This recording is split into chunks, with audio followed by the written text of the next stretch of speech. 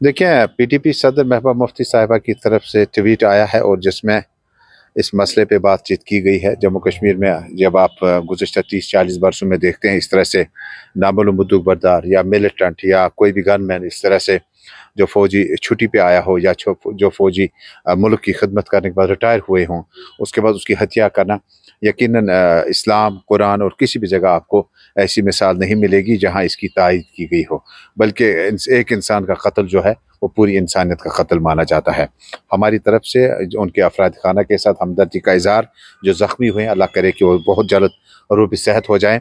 और जो शख्स चला गया जिसने मुल्क के लिए फ़ौजी की हैसियत से अपने फ़राइज़ अंजाम दिए, जो लोग भी इसमें मुलविस हों, मुझे लगता है कि आम इंसान की हत्या करना जो है शायद ठीक नहीं होगा। लेकिन जिस अंदाज से जम्मू कश्मीर के सिक्योरिटी सिनेरियो को पेश किया जा रहा है, ये एक मिसाल है, चश्मदीद गवाह है कि जम्मू कश्मीर जो है अभी पूरी तरह से जो है इस माहौल से बाहर नहीं आया है। और जो दावे बाहर किए जाते हैं नई दिल्ली में, बाकी जगहों पर, कि जम्मू कश्मीर में कुछ भी नहीं रहा है, वहाँ पर बिल्कुल सब कुछ ठीक ठाक चल रहा है, शायद इस तरफ ध्यान देने की ज़रूरत है। और इसमें जम्मू कश्मीर को और जम्मू कश्मीर की सरकार को, यूनियन गवर्नमेंट को देखना होगा कि ये मामलात किस तरह से रोके जा सकते हैं। मुझे लगता है कि शायद इन फैमिली को खराज अकीदत पेश करने का बेहतर ज़रिया ये होगा कि कोई इस तरह की जो हिंसा है वो पेश ना आए, लेकिन तमाम मसलों का हल जो है वो बातचीत के ज़रिए निकाला जा सकता है। देखिए, आगा सईद रूहुल्लाह साहब एक मोतबर सियासी शख्सियत हैं और सियासी घराने से हैं और एक बड़े मजहबी पेशवा भी हैं, उसके अलावा मेंबर पार्लियामेंट भी हैं। लेकिन रूहुल्लाह साहब ने वही वोट लिया है जो जम्मू कश्मीर की उस बदलती तस्वीर के खिलाफ लोगोंने ने वोट दिया। उस वक्त मुझे याद है कि उमर अब्दुल्ला साहब ने कहा था, जब अगर सईद रूहुल्लाह साहब ने चीफ स्पोक्स पर्सन की हैसियत से एक बार इस्तीफ़ा दिया था, उन्होंने कहा था कि जब उन्होंने वापसी की थी कि वो नेशनल कॉन्फ्रेंस के साथ तो हैं, लेकिन चीफ स्पोक्स पर्सन की तरफ से वो इस्तीफ़ा देते हैं। उमर साहब ने कहा था कि अपना बयान जिस अंदाज से वो देते थे उसमें कोई रुकावट नहीं आएगी। लेकिन रूहुल्लाह साहब एक नेशनल कॉन्फ्रेंस को रिप्रेजेंट करते हैं, क्या पीछे में नेशनल कॉन्फ्रेंस को एंडोर्स करता है, इसकी तायीद करता है कि रूहुल्लाह साहब जो पार्लियामेंट में कहते हैं, जो रूहुल्लाह साहब अवामी जनसभों में कहते हैं, उसकी तायीद नेशनल कॉन्फ्रेंस से ज़्यादा और किसी की कंफर्मेशन की ज़रूरत नहीं है।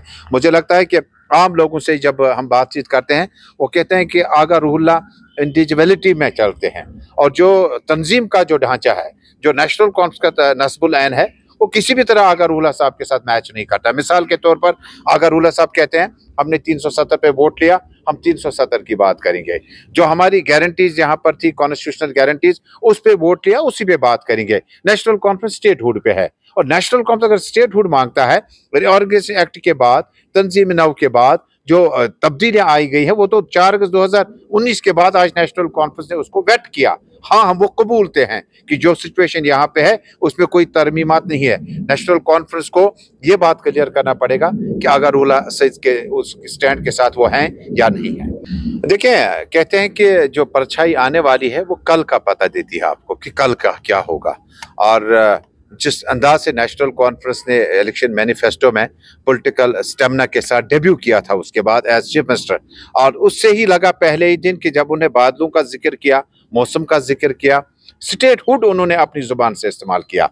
मुझे लगता है कि नेशनल कॉन्फ्रेंस के ये 100 दिन जो हैं, ये 200 यूनिट रसोई गैस सिलेंडर्स और जम्मू कश्मीर के लोगों को जो वादे किए गए थे, उसमें 2 कदम चलने की तरफ कोई पहल नजर नहीं आई। हालांकि अपने स्पोक्स पर्सन के पीछे छुपकर चीफ मिनिस्टर साहब बहुत कुछ कहलवाना चाहते हैं, लेकिन हकीकत कुछ और है कि चीफ मिनिस्टर ने जो वादे किए थे, देखें, नेशनल कॉन्फ्रेंस अभी हुकूमत साजी में, तो Jammu Kashmir is run by Jammu Kashmir national conference.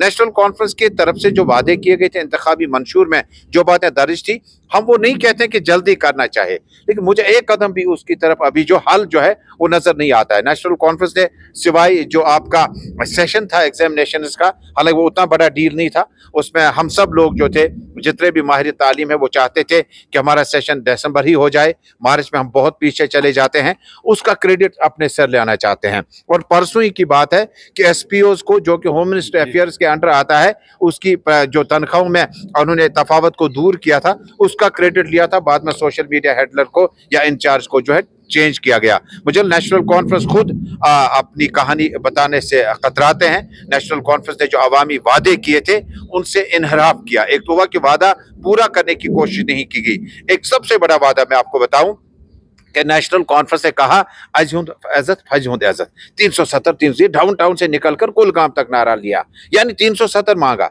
और अब जब हुकूमत साजी आई, जब 40-50 मेंबर अपने आए, वो कहते हैं हमने स्टेटहुड मांगना है। अरे स्टेटहुड तो बीजेपी मांगता है, स्टेटहुड तो अल्ताफ बुखारी साहब मांग रहे थे, बाकी पार्टियां, आप कहां से उन पार्टियों के साथ मिले हैं? और दूसरा ये कि इन 100 दिनों में उमर अब्दुल्ला साहब जब शॉल लेके दिल्ली गए थे, ऐसा लग रहा है कि शायद जम्मू कश्मीर में शायद सरकार जो है नेशनल कॉन्फ्रेंस बीजेपी की है। अगर इस तरह से भी जाते कि उनके पास मेजॉरिटी थी और हक के साथ जाते, मुझे लगता है कि उमर अब्दुल्ला साहब को, जैसे शेख अब्दुल्ला साहब को वज़ीर आज़म से वज़ीर आला बनना पड़ा और उमर अब्दुल्ला साहब को यूटी का वज़ीर आला बनना पड़ा फुल फ्लेजेड स्टेट से, मुझे लगता है कि जरूर उनकी पोजीशन कमजोर है, लेकिन जो इंतखाबी मंशूर है उसको अभी तक पूरा करने के आसार हमें नजर नहीं आते हैं।